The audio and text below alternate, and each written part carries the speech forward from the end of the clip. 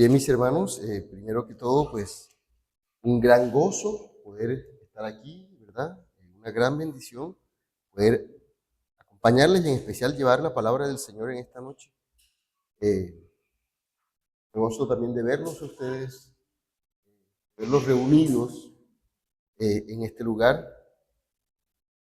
Por la gracia del Señor estaré durante algún tiempo ayudándoles acá, sea en la predicación o en lo que el Señor estime cada domingo que pueda estar acá. Así que, pues también para servirles. Como el hermano decía, y yo creo que la mayoría, y todos lo escucharon, y la mayoría saben, yo pastoreo una iglesia en Cartagena. También es una iglesia pequeña, una iglesia que también comenzó casi al tiempo de esta, quizás un poquito antes, que por la gracia del Señor hemos visto la evolución. Estamos allá en Cartagena, estamos ubicados en el Centro Comercial Los Ejecutivos. Y cuando vaya de visita a Cartagena un domingo, ya saben dónde llegar también. Eh, y bueno, también allá a la orden hay una iglesia que está orando por ustedes. Un grupo de hermanos, hay una iglesia que los lleva en sus oraciones, que están gozosos de que de alguna manera el pastor de ellos pueda ayudarles a ustedes en algo, porque ellos se sienten también representados aquí. Así y que entiendan que todos somos el cuerpo de Cristo, somos la iglesia universal. Y de hecho el Señor nos ha llamado a esto, a servirnos y ayudarnos los unos a los otros. Entonces, me gozo. La semana pasada estuve en Barranquilla y estuve toda la semana en unos estudios que realizamos y el día jueves acudí a una de las iglesias de mis hermanos amigos, que es el pastor Alejandro Cueto, amigo mío, y qué grata sorpresa que me encontré con tu hermana allá, en ese servicio. Diga, y un gran gozo verla, cuando llegué y la vi, yo, uy, qué bendición. Y ella también se gozó mucho, nos gozamos mucho allí. La vi bien, es una muy buena iglesia, yo la conozco y el pastor que también nos gozamos de eso. Y bueno, seguimos hacia adelante. Quiero animarlos, como iglesia, animarlos a creer en lo que Dios está haciendo aquí, a creer en lo que Dios está haciendo en San Juan.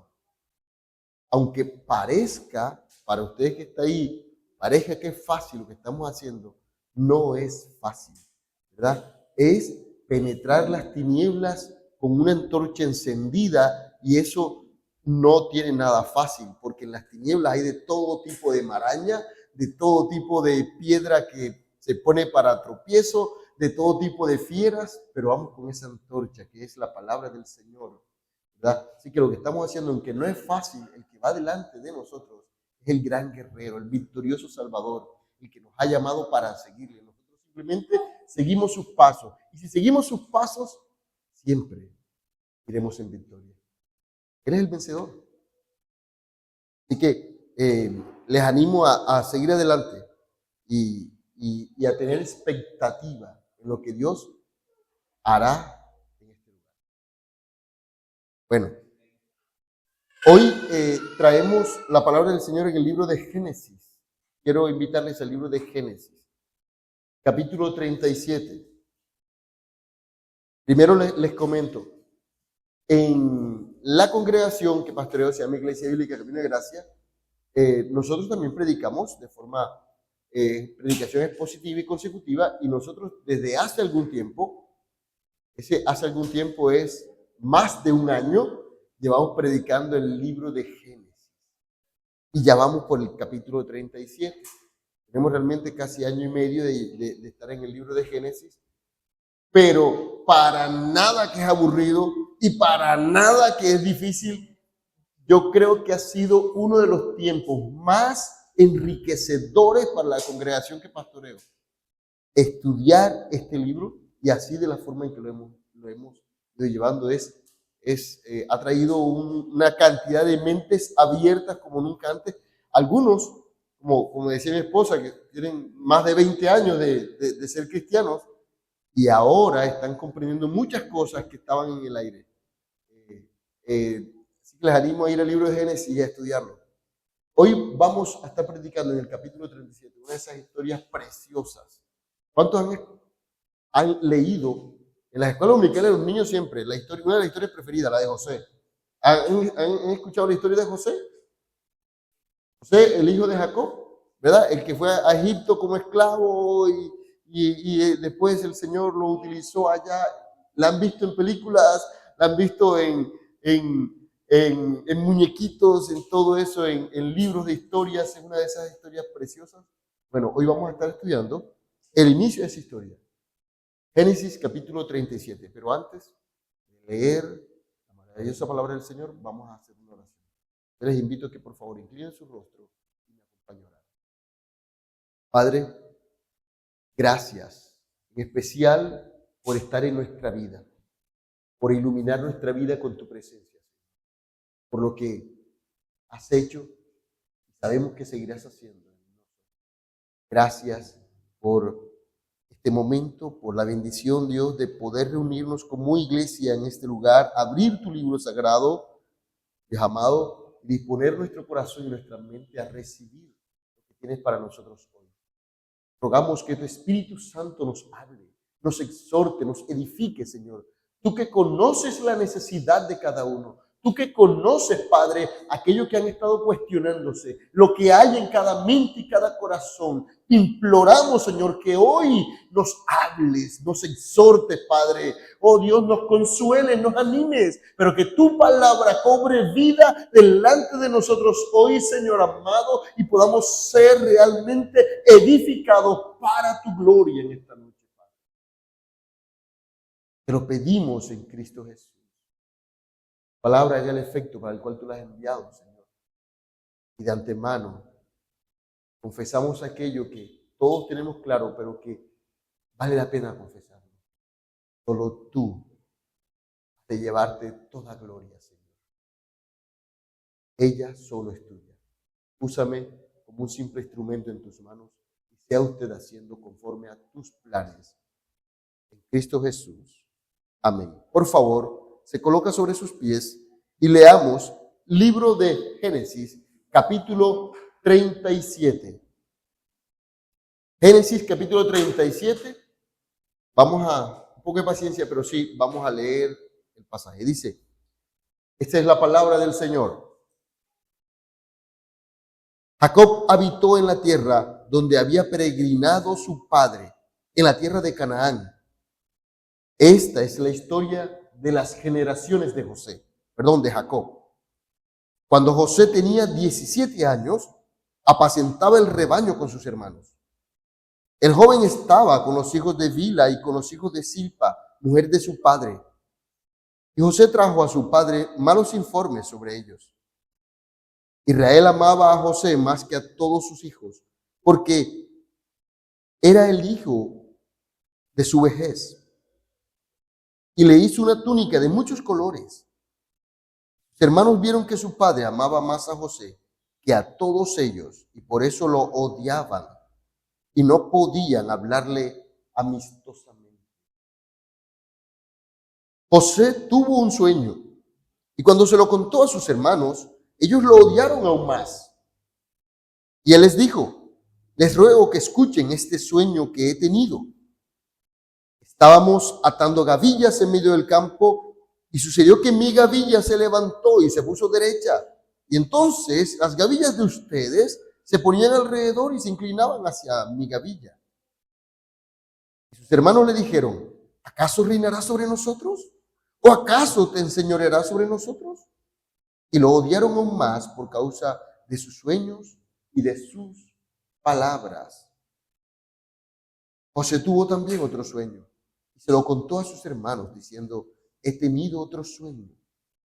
El sol, la luna y 11 estrellas se inclinaron ante mí. Cuando se lo contó a su padre y a sus hermanos, su padre lo reprendió y le dijo, ¿qué es este sueño que has tenido? ¿Acaso yo, tu madre y tus hermanos vendremos a inclinarnos hasta el suelo ante ti? Sus hermanos le tenían envidia, pero su padre reflexionaba sobre lo que se había dicho. Amén. Puede sentarse y ahora continuamos leyendo el texto.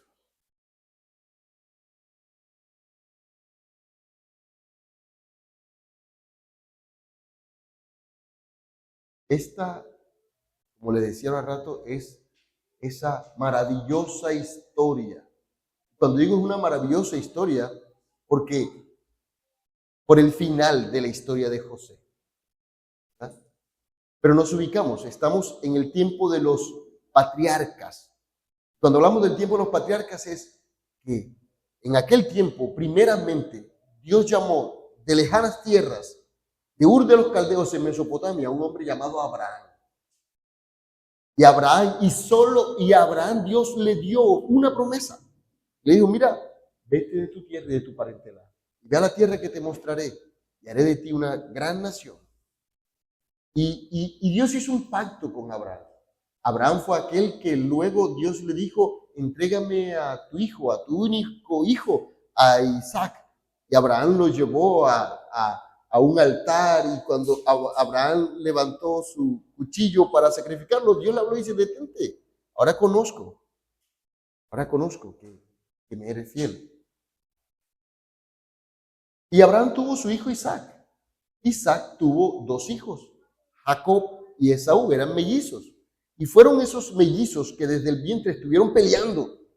Y cuando la esposa de Isaac estaba embarazada y sentía esos mellizos revolcándose en su vientre, él dijo, no, yo para qué voy a tener hijos y mira, esto es así. Imagínense ese embarazo tan difícil. Esa mujer quería mejor no tenerlos. Y Dios le habló. Y Dios le dijo a esa mujer, ¿verdad? Le dijo a Rebeca, mira, lo que pasa es que dentro de ti hay dos naciones. Esos dos pequeños serán dos naciones. Pero luego dice, y el mayor servirá al menor.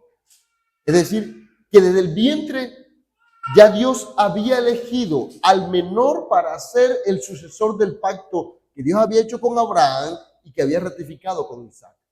Es decir, había roto las leyes que el hombre había impuesto. Según el hombre, quien heredaba quien heredaba era el mayor, era el sucesor, el hijo mayor. Pero sabe, una cosa dice el hombre y otra cosa dice Dios. Y eso debemos tenerlo bien claro. Fuera por las leyes humanas, ni usted ni yo estuviéramos hoy aquí. Pero Dios tiene otro plan. Es así como Dios elige al hermano menor que es Jacob. Y Jacob tuvo una historia bien difícil que tú ya se la cuento. Pero quiero contarles que este Jacob tuvo 12 hijos. Son las que se conocerán después como las 12 tribus de Israel, ¿verdad? Y estos 12 hijos continuarían con el pacto que Dios les dio, y era hacer de ellos una gran nación, ¿verdad? Y haría de ellos su pueblo. Eran llamados, esta familia, la familia de Jacob, Dios le cambió el nombre por Israel. La familia de Israel eran sus 12 hijos y la descendencia que vendría. Y Dios dijo, de estos haré una nación y no cualquier nación. Es una nación que será mi pueblo, le dijo Dios. Ahora, uno piensa que si Dios va a hacer de una familia su pueblo, en nuestra mente humana uno piensa que esa familia debe ser ejemplar, que esa familia ha de ser de lo mejor de lo mejor, una familia bien piadosa, una familia bien juiciosa, unos hijos bien compuesticos. Pero ¿sabe? Ni fue así en esa historia, ni es así hoy. Dios elige por gracia para que nadie se jacte en su presencia. Por eso nosotros muchas veces queremos ver modelos. Pero ¿sabes qué? No somos modelos porque somos pecadores. Todos nosotros. Estamos aquí por simple gracia de Dios. La gracia de Dios nos ha llamado y nos ha dado la maravillosa oportunidad de ser parte de su pueblo, pero no lo merecemos. Y los hijos de Jacob eran terribles, eran malos. eran realmente terribles. Uno de ellos incluso se había acostado con una de las mujeres de su padre. Tremendo, eso lo hizo Rubén. Y los otros engañaron a una ciudad entera llamada Siquem, porque un hombre había abusado sexualmente de su hermana Dina. Y por ese hombre que había abusado sexualmente de su hermana Dina, le hicieron una trampa a los hermanos de Dina, que son los otros hijos de Jacob, haciéndoles creer que iban a hacer con ellos un pacto para ser parte también de esa ciudad. Pero para ello tenían que circuncidarse, así que cuando todos los hombres de la ciudad se circuncidaron, y ellos sabían lo que dolía una circuncisión, y que esos hombres no iban a poder caminar esa semana, ¿verdad? Se les metieron y los mataron a todos. O sea, los hijos de Jacob eran asesinos. Se metieron con espadas y mataron a 2 de ellos y mataron a todos los hombres de la ciudad. Imagínense una ciudad donde cada familia tenía un muerto por causa de los hijos de Jacob. Malos. Eran terribles. Ese es la familia que Dios había escogido para ser su pueblo. Es importante tener eso en mente, hermano, porque quizás en nuestra mente tenemos un esquema diferente de cómo Dios actúa. Y nosotros pensamos, oye, es que el hermanito, sí, porque él es bien, es un hombre serio. No, ¿sabes qué? Él está ahí por pura gracia. No se lo merece tampoco. Es tan malo como tú y como yo. Y como estos hijos de Jacob. Entre ellos, pero entre los hijos de Jacob, había uno diferente. Era uno de los menores. El que había tenido con su esposa más amada, con Raquel. Con Raquel tuvo 2 hijos. José y Benjamín. Eran los hijos menores de Jacob. Así que Raquel había muerto y él, como padre y madre a la vez de esos muchachos, los amó aún más que a los otros hijos. Y tenía preferencias por ellos, pero uno de ellos, llamado José, Dios lo había dotado de algunas características especiales. Y digo características especiales porque cuando vemos la historia de José en el resto de la escritura, a partir del capítulo 37 y en adelante, hasta terminar el libro de Génesis, está casi todo dedicado a José, excepto por un capítulo, que es el siguiente. Del resto, todo está dedicado a hablarnos de la historia de José. Y todo nos habla de José. Y es el único hombre allí en el Antiguo Testamento en el cual no se señala pecado alguno, ni se señala en el error. Siempre lo vemos como un hombre justo, como un hombre humilde, como un hombre piadoso, como un hombre temeroso de Dios. Un hombre que supo abstenerse ante la tentación fuerte que tuvo. Un hombre que a pesar del sufrimiento y dolor que en su vida le tocó pasar, aún así no renegó de Dios. Este era un hombre piadoso. Ahora, esta historia nos muestra a un José a los 17 años, viviendo con su padre y con sus hermanos, ¿verdad? Un hijo amado, un hijo querido por su padre, pero odiado por sus hermanos. Y sus hermanos lo odiaban, entre otras cosas, porque su papá lo había preferido. Pero no solo porque su papá lo había preferido, también le tenían envidia porque veían en él un llamamiento diferente. Y la historia nos cuenta que cuando él les contó los sueños, ellos le tuvieron envidia. Y cuando hablamos de envidia, hermano, es mucho más que odio. Puede odiar a alguien, aborrecer a alguien, pero otra cosa es desear lo que ese alguien tiene. Estos lo odiaban, pero también deseaban lo que él tenía. Es decir, había en José algo que era muy valioso, que ellos sabían que ellos no tenían. Pero este jovencito sí lo tenía.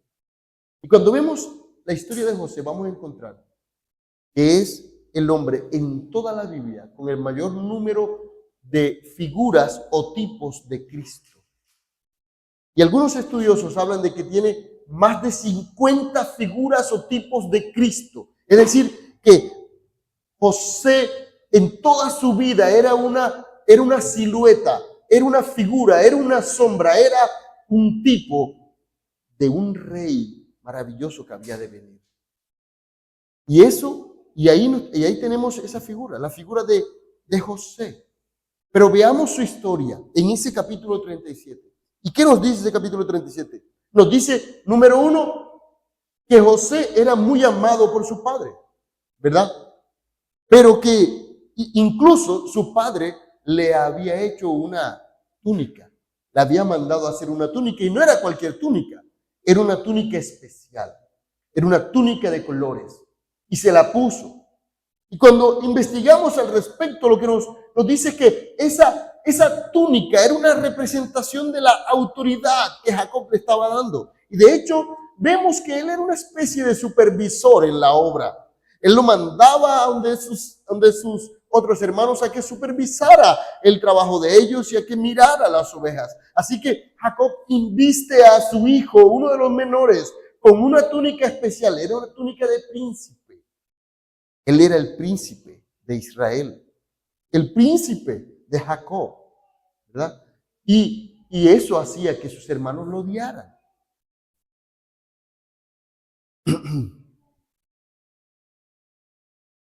Y nos dice que Jacob tuvo un sueño y le cuenta ese sueño a su padre. Y ese primer sueño dice que ellos estaban recogiendo gavillas. Es algo así como el trigo, ¿verdad? Y lo reunían y hacían un mazo como en nuestro contexto, como así son los mazos de arroz, ¿verdad? Y estaban puestos en el piso. Pero dice que de pronto, en medio del sueño, su mazo cobró vida y se puso de pie. Y los mazos de los otros se inclinaron ante la gavilla de él. Cuando le contó ese sueño a sus hermanos, ellos entendieron que no era un sueño cualquiera. De hecho, José sabía que no era un sueño cualquiera, que era un sueño que tenía un origen divino, que Dios le estaba hablando de algo que iba a acontecer. Por tanto, la respuesta de estos jóvenes, de estos hermanos de Jacob, perdón, de estos hermanos de José, era: ¿acaso tú reinarás sobre nosotros? ¿Acaso tú te enseñarás de nosotros? Y lo odiaron aún más. Pero luego, y no sabemos cuánto tiempo pasó, pero seguramente pasó algún tiempo, ¿verdad? Días, semanas o meses, y tuvo otro sueño. Y en el otro sueño ahora no eran gavillas, eran 11 estrellas. Y el sol y la luna inclinándose ante él. Y el padre lo escuchó. Dice: pues el sol y la luna son tu mamá y yo, y las estrellas son tus hermanos, entonces todos nos vamos a inclinar ante ti. Y el papá también lo reprende. Pero el papá dice que guardó eso en su corazón.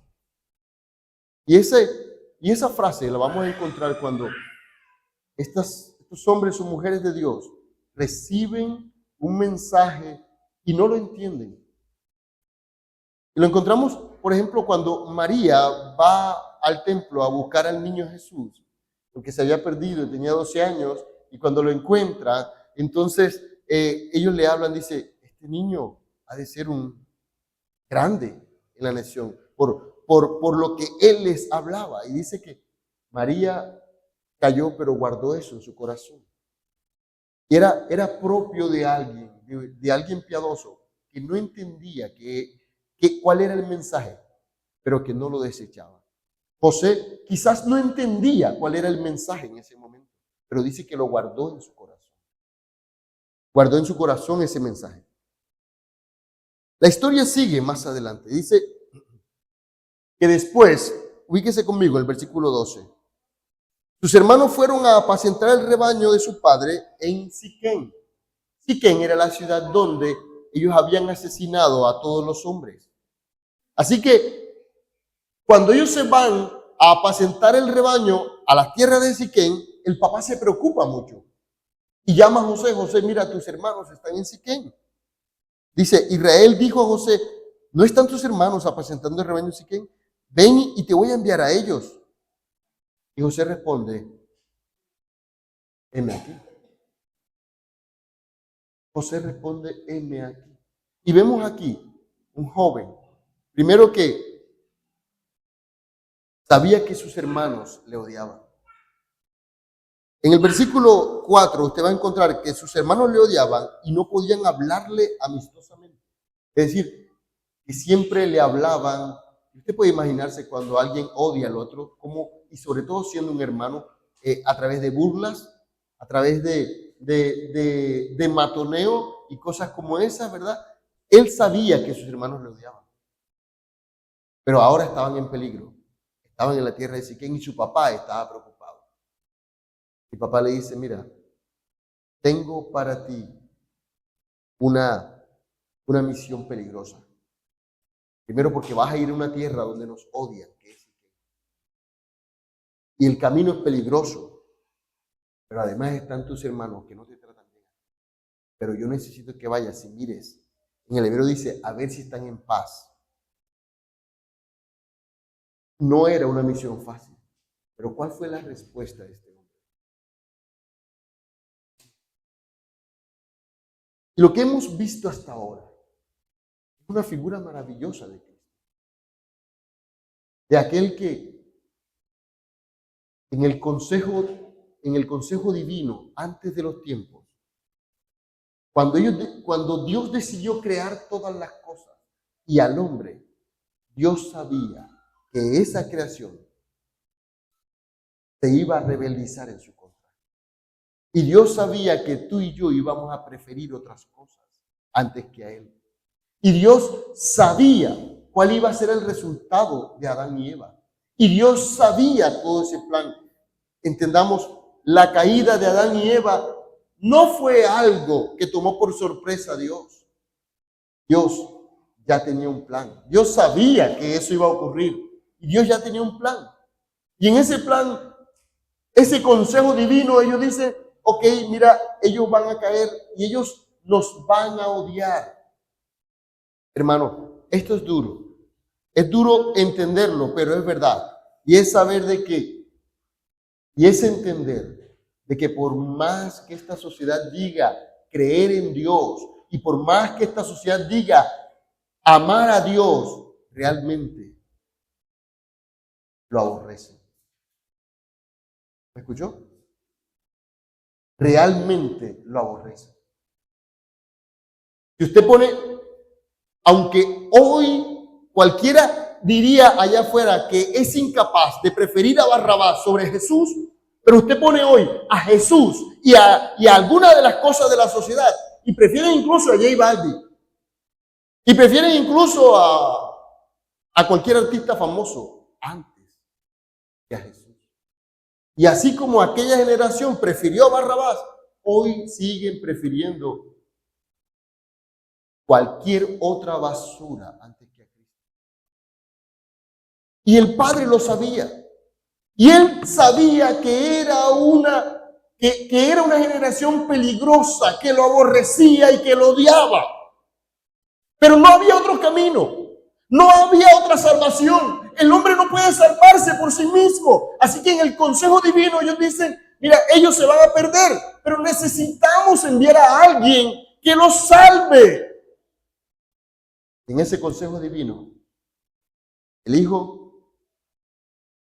Dios Hijo, Jesucristo se para y dice, heme aquí, envíame a mí. Y así como vemos a este José, que sabía de todos los peligros y que esos muchachos lo odiaban, pero entendía la preocupación de su padre y él también estaba preocupado por sus hermanos. Y dice, heme aquí, yo iré. Yo iré. Y la historia nos continúa diciendo que Israel le dice, versículo 14, entonces Israel le dijo, ve ahora y mira cómo están tus hermanos y cómo está el rebaño y tráeme noticias de ellos. Y lo envió pues desde el valle de Hebrón, y José fue a Siquén. Y estando él dando vueltas por el campo, un hombre lo encontró. Y el hombre le preguntó, ¿qué buscas? Busco a mis hermanos, respondió José. Le ruego que me informe dónde están apacentando el rebaño. Se han ido de aquí, lo contestó el hombre. Pues yo les oí decir, vamos a Dotán. Entonces José fue tras sus hermanos y los encontró en Dotán.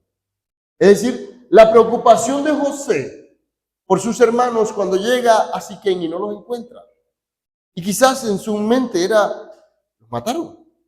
¿Dónde están? Pero por la gracia del Señor había alguien allí. Le dice, ¿qué buscas? No, estoy buscando a mis hermanos. Y dice, no están aquí, se fueron. Y le señala, ¿dónde se fueron?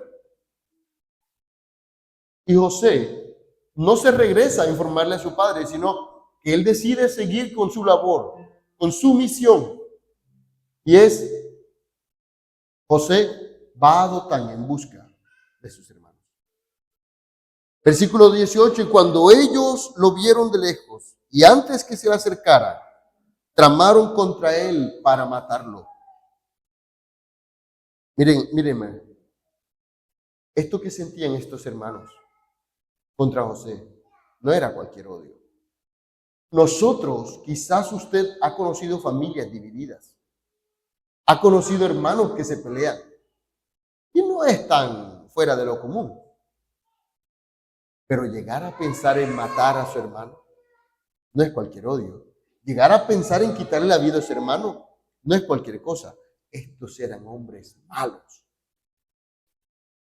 Estos que Dios había escogido para ser su pueblo eran verdaderamente perversos.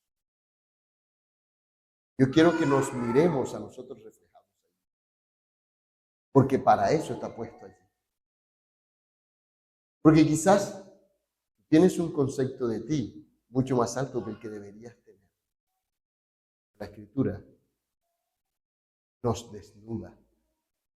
Cuando estamos delante del Señor, no podemos ocultarlo. Somos malos. Estos hombres lo eran. Nosotros también. Ellos dijeron, vamos a matarlo. Y se dijeron unos a otros, aquí viene el soñador. Mira cómo hablaban, con qué burla. Ahora pues vengan, matémosle y arrojémosle al pozo. Y digamos, una fiera lo devoró. Entonces veremos en qué quedan sus sueños. Realmente ellos le odiaban y odiaban sus sueños. Y odiaban lo que sus sueños decían. Nos dice, pero Rubén oyó esto y lo libró de sus manos y dijo, no le quitemos la vida. Rubén les dijo además, no derramen sangre, échelo en el pozo del desierto, pero no le pongan la mano encima. Esto dijo para poder librarlo de las manos de ellos y devolverlo a su padre. Cuando José llegó a sus hermanos, lo despojaron de su túnica, de muchos colores que llevaba puesta. Lo tomaron y lo echaron en el pozo que estaba vacío. No había agua en él. Lo primero que hicieron cuando él llegó es quitarle aquello que ellos tanto odiaban. Era la señal del principado que había sobre José. Su túnica. Su túnica era la señal de autoridad, era la señal del principado.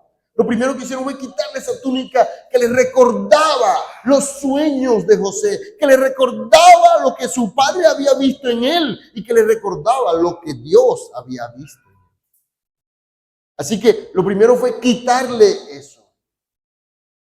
¿Cuántos de nosotros nos pasa que, sabe, eso es lo que el mundo quiere quitar? Y algo que el mundo quiere quitarnos a nosotros es la señal de principado que Dios nos da. Y quiere que seamos como ellos. Y el gran peligro del cristiano es pretender pasar desapercibido en un mundo lleno de tinieblas. Jamás la luz puede pasar desapercibido en medio de las tinieblas. Y no solo la luz, la túnica con la que tú has sido vestido es odiada allá, pero esa representa tu familia, es la señal que Dios ha puesto sobre ti. La odiarán y querrán quitártela. Quieren oírte hablar como ellos, quieren oírte decir las palabras que ellos dicen, quieren verte actuar como ellos actúan y reaccionar como ellos reaccionan y odian aún más que no lo hagas. Pero tú y yo, como escogidos de Dios, debemos procurar guardar nuestra túnica. delante del Señor. Es esa señal de tu vida. ¿Sabe? Ellos lo primero que hicieron fue arrancar esa túnica. Y entonces lo echaron en el pozo. Y dice el versículo 25 que se sentaron a comer. Y cuando levantaron sus ojos, casualmente, por esas casualidades de Dios, pasaba una caravana de madianitas por allí. Hermanos, cuando digo casualmente, insisto en esta palabra. Normalmente yo le llamo diosalidades. Nosotros nos gusta hablar de casualidades. Las casualidades no existen.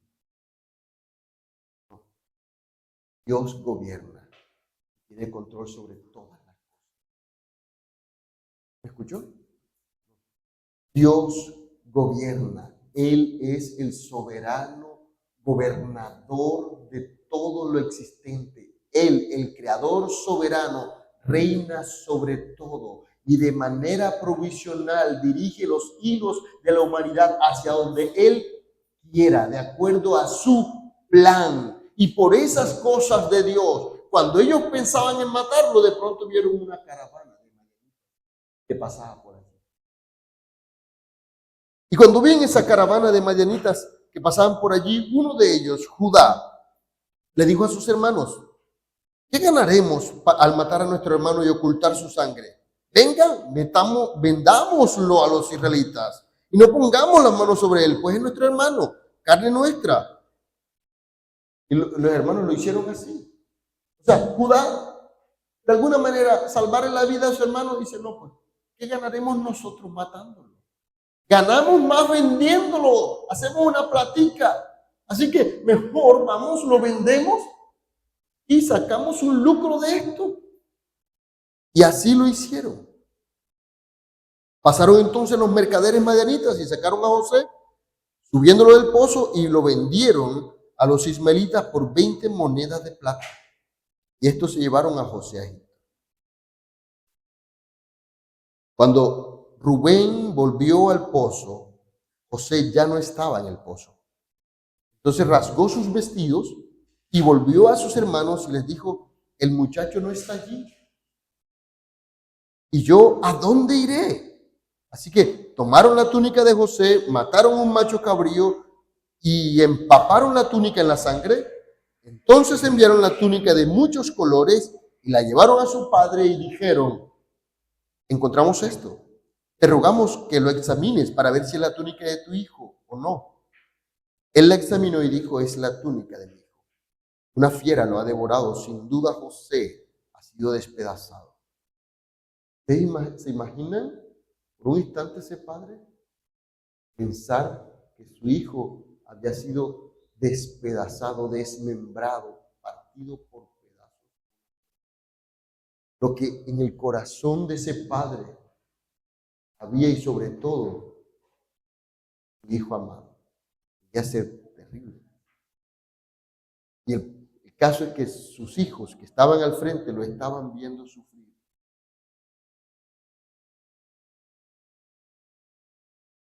Y no solo callaban, dice: Jacob rasgó sus vestidos, puso cilicio sobre sus lomos y estuvo de duelo por su hijo muchos días.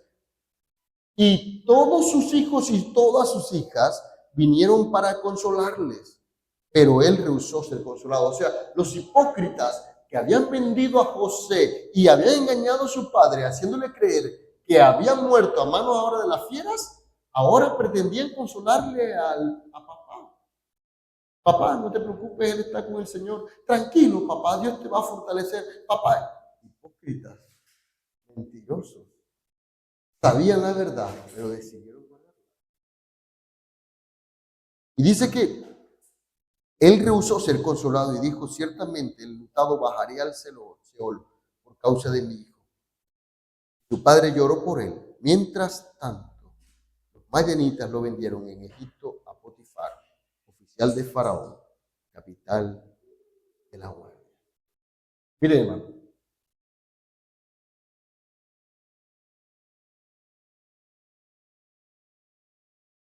Una cosa queremos extraer de esta. era lo que Moisés quería transmitir al pueblo para el cual fue escrito esta historia. El pueblo de Israel estaba en el desierto.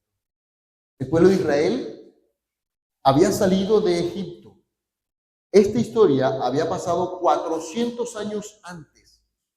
Ahora Moisés traía esa historia y se las estaba narrando al pueblo que estaba en Egipto, a punto de entrar a la tierra prometida. Ese pueblo llevaba 40 años vagando por el desierto, 40 años sin casa, 40 años viviendo en tiendas, 40 años comiendo solo una mota de algodón que caía del cielo, 40 años tomando agua que brotaba de la roca, 40 años y cambiarse los calzados, 40 años con el mismo vestido, 40 años viendo morir a sus padres y abuelos en el desierto. Pero mirando alrededor naciones poderosas, pero mirando alrededor naciones que tenían grandes murallas, pero mirando alrededor gente próspera, campos llenos de verde y de ovejas, y ellos en el desierto. Y ahora Moisés le dice, pero ustedes son el pueblo de Dios. Y cualquiera se cuestiona, ¿cómo así que nosotros somos el pueblo de Dios y todas esas naciones prósperas que vemos allí están caminando fuera de la voluntad de Dios? ¿Cómo así que nosotros somos el pueblo de Dios y nosotros somos los que estamos pasando la de San Quintín? Y nosotros somos los que estamos pasando la temporada mala. ¿Cómo así que Dios está con nosotros y Dios ha desechado a ellos? Y ellos, mira, están gordos, están prósperos, las ovejas están pariendo, tienen agua, tienen casa y nosotros no tenemos nada. Y se supone que nosotros somos el pueblo de Dios. Y Moisés, inspirado por el Espíritu Santo, les escribe esta historia. Le dice, sí, somos el pueblo. Y así como José, ¿a quién se le ocurre que un muchacho que es odiado por sus hermanos, que un muchacho que es vendido como esclavo, que un muchacho que después estaría preso, que un muchacho que tendría que pasar muchos años de dolor y sufrimiento, un día llegaría a estar sentado a la diestra del faraón gobernador de Egipto y dándole vida al pueblo que lo había vendido? ¿Quién pensaría eso?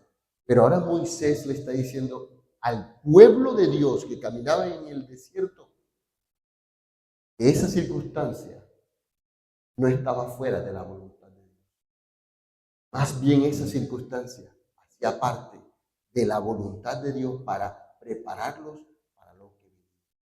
Hermanos, ¿cuántos de nosotros, cuando pasamos momentos difíciles, cuando pasamos esas temporadas malas, y yo sé que algunos de ustedes han pasado temporadas malas, porque todos las hemos pasado de una manera u otra, hemos cuestionado la presencia de Dios en ese momento en nuestra vida. Y hemos dicho, Dios como que se ha ido, Dios como que no está aquí. ¿Ustedes se imaginan a un José metido en el pozo? Y dice, bueno, ¿y dónde está Dios y los sueños que Él me dio? Se supone que yo soy el que voy a liderar y estoy en el pozo. Y después lo lleva de esclavo y dice, y mis hermanos se van a poner mi papá muy tranquilo y yo ahora voy a estar esclavo. Él tenía 17 años. Pasarían 13 años José en esclavo y después estando preso hasta que a los 30 años llegara a salir de la cárcel y se sentara al lado del faraón. 13 años en la mala, como dicen aquí. 13 años, hermano. Eso es una gran temporada de dolor y sufrimiento. 13 años siendo preso, siendo inocente. 13 años siendo esclavo cuando él era príncipe. Quizás nosotros decimos, mira, el año que pasó, el año más malo que yo he tenido. A mí como que me han caído todas las plagas de Egipto. Yo sí estoy salado, yo sí estoy de mala. Todo lo que hago me sale mal. Yo no sé. Algunos hasta piensan, yo como que voy al mar a echarme un baño para ver si se me quita eso. Otro dice, a mí como que me han puesto algún brebaje, a mí como que me están haciendo algo, porque no me sale nada bueno. ¿Sabes qué? Eso piensa el impío. Pero cuando te adentras en la palabra, a conocer al Dios de esta palabra, entiendes que nuestro Dios no solo es soberano, sino que de igual forma Él es providencial. Él maneja los hilos de la historia. La providencia de Dios, hermano. Mira, Romanos 8:28 dice, y hablando de la providencia de Dios, y sabemos que los que aman a Dios, todas las cosas. Voy a hacer como predicaba yo antes. Repita conmigo, todas las cosas. ¿Y qué son todas las cosas? ¿Sabes qué son todas las cosas? Todas las cosas. Todas las cosas son la de malas, esa que pasaste. Todas las cosas fue el golpetazo ese que te dieron el año pasado. Todas las cosas fue la temporada mala esa. Todas las cosas es el sufrimiento. Todas las cosas es los momentos difíciles. Todas las cosas son los momentos buenos. Todas las cosas es todo lo que tú vives. Dios lo tiene en su mano y lo dirige para hacerte bien. Un bien que no ves en este momento, pero que lo verás después. Claro que José no lo veía. Él solo estaba en la mala. Pero Dios tenía un plan. Pero Dios tenía un plan. Y es lo que llamamos la providencia de Dios. Hermano, Dios nunca está fuera de control. Incluso Satanás puede hacer lo peor. Sin embargo, incluso el mal que está destrozando el mundo está obrando para un propósito final mayor. Y aún, Satanás y sus demonios siguen siendo instrumentos de Dios. Y aunque tú no lo creas, para su gloria y para tu bien. Para su gloria y para tu bien. Y te dirá, pastor, ¿y cómo así que para mi bien? Porque Él no permitirá pruebas a tu vida que tú no puedas soportar. Y lo que has vivido porque Él sabe que tú lo necesitas. Porque Él tiene un plan contigo. Y lo llevará a cabo. Y su plan es mejor que el tuyo. Quizás en los planes de algunos de nosotros no estaba estar hoy aquí. Hace unos años el plan de ustedes quizás estaba en otro lugar. El plan de ustedes eran planes de grandeza como los de José. Yo tuve un sueño. Pero ¿sabe? Dios no tiene sueño. Dios tiene planes y los ejecuta de la A a la Z de forma inmodificable. Pero téngalo por seguro que su plan es mejor que el tuyo. Y el plan de Dios para la vida de José no era como José lo había planeado, pero era mejor que lo que José había planeado. José pensaba que iba a reinar sobre sus hermanos y Dios lo tenía para reinar sobre toda la nación más poderosa de ese mundo en esa época. Y los planes de Dios son mucho mejores. Hermano, sabemos que Dios permite las cosas por una razón y que su plan es bueno. La doctrina de la divina providencia puede resumirse de esta manera. Dios en la eternidad pasada, en el consejo de su propia voluntad, ordenó todo cuanto sucederá. Escuche, no estamos hablando de que Dios nos ha dejado sueltos. Vamos a ver qué hacen. No, Dios ya sabe lo que tú harás. En todo momento y bajo todas circunstancias. Dios en la eternidad pasada, en el consejo de su propia voluntad, ordenó todo lo que sucederá. Eso se llama soberanía. El Dios soberano ordenó todo lo que sucederá. Pastor, pero ¿cómo así? Y Maduro, sí, ese es el plan de Dios. Y Petro también es el plan de Dios. Y Trump ahora en Estados Unidos es el plan de Dios. Dios ha ordenado todo lo que sucederá en su momento y a su manera. Y lo ha hecho porque tiene un plan. Y lo ha hecho porque tiene un plan. Y no solo ha ordenado todo lo que sucederá, sin embargo, debemos tener en claro que Dios no es el autor del pecado, ni tampoco elimina nuestra responsabilidad ante Él. El medio principal por el que Dios cumple su voluntad es a través de las causas secundarias. Por ejemplo, las leyes de la naturaleza y de la elección humana. Y Dios cumpliría su voluntad en la vida de José a través del corazón rebelde y duro de sus hermanos. Dios necesitaba a José en Egipto Y para ello tenía que tener unos hermanos rebeldes que lo odiaran y lo vendieran, porque el papá nunca lo iba a dejar ir. Dios tenía un plan. En otras palabras, Dios suele obrar indirectamente para cumplir su voluntad. La soberanía de Dios es el derecho de Dios en decretar todo cuanto ha de suceder. Y la providencia de Dios es Dios determinando o proveyendo los medios y las formas en que han de suceder esas cosas. No se trata de que has sido de malas, no se trata de que has sido salado, no se trata de que te han caído las plagas. No, Dios tiene control. Sabe lo que tú necesitas. Y sabe que ese golpetazo que te diste el otro día era necesario. Y sabe que la temporada mala que has pasado era necesaria. Y que la caída que te diste era necesaria. Y que te levantará en su momento, Él sabe que es necesario. Y determinará y colocará las personas indicadas a tu lado para enseñarte, para corregirte, para edificarte, pero su plan Él lo llevará a cabo en tu vida, sí o sí, aún a pesar de ti, que muchas veces has querido vivir de acuerdo a tu voluntad, pero sabes, nadie escapa de la voluntad de Dios. Ni siquiera nosotros con nuestro rebelde corazón. No lo escapó José. Y no lo escaparían sus hermanos. Esos corazones rebeldes tendrían su tiempo para ser tratados por Dios. Dios soberano gobierna sobre todo y sobre todos. Incluso sobre el dolor y el sufrimiento. De hecho, ese es el material principal.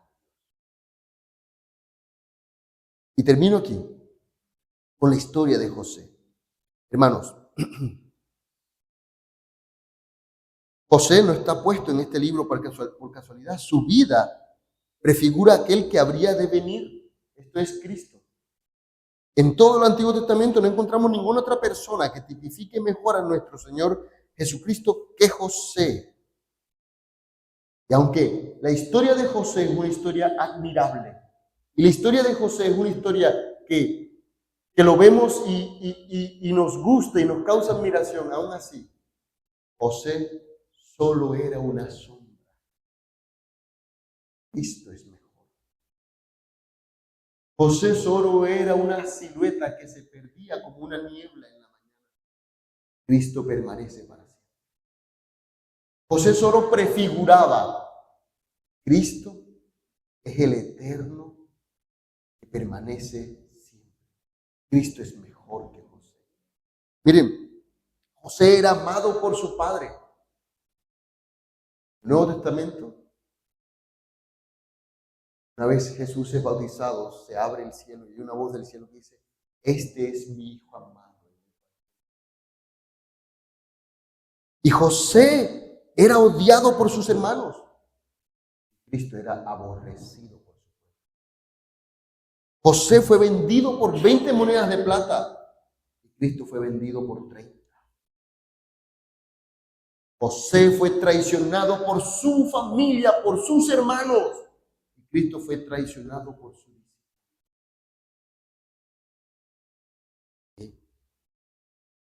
José fue despojado de su túnica, pero Cristo se despojó voluntariamente de la suya. Dice Colosenses, se despojó de su deidad para venir a sufrir por tu causa y por mi causa. Cristo es mejor. Por eso Él merece. José fue entregado a esclavitud. Cristo fue entregado a la muerte.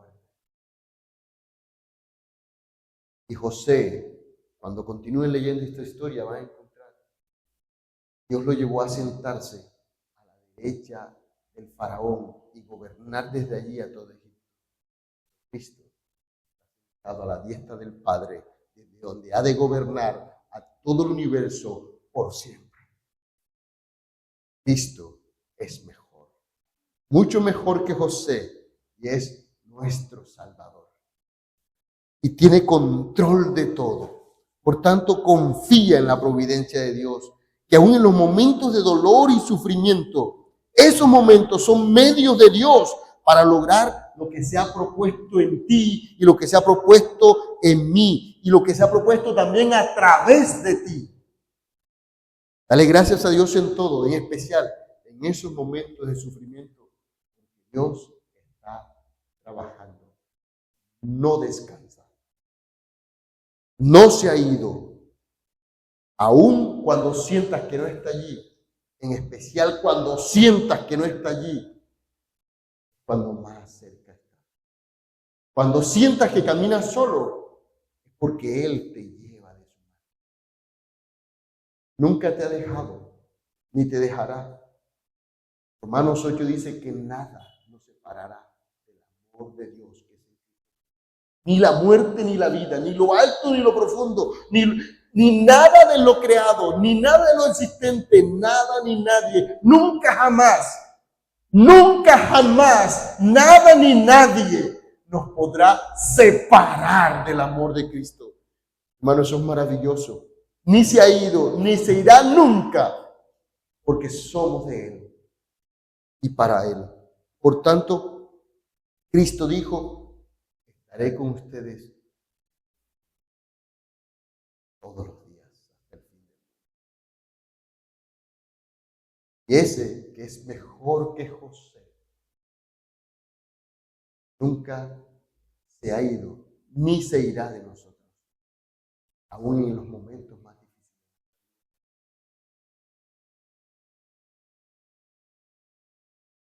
Oremos. Padre, una vez más, gracias en este caso, en esta maravillosa oportunidad, por tu palabra.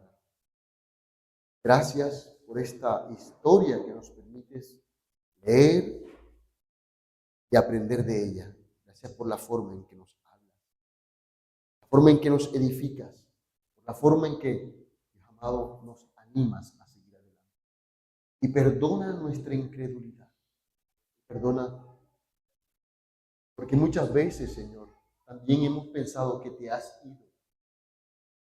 Pero hoy entendemos, Señor, que tu plan, Señor amado, sigue adelante, a pesar de nuestro rebelde corazón. Y gracias, Señor amado, por esta noche preciosa, Señor, este primer servicio nocturno dominical, Señor. Rogamos para que tu respaldo, compañía y bendición estén siempre con esta iglesia, Señor. Aquellos planes que tienes para con esta población y con toda esta región, a través de este puñado de almas, Señor amado, nos ayudes a entenderlos, valorarlos y confiar en ellos. Gracias. Y sea toda la gloria, Dios amado, y en tus manos, Cristo Jesús. Amén. Dios les bendiga a todos mis hermanos.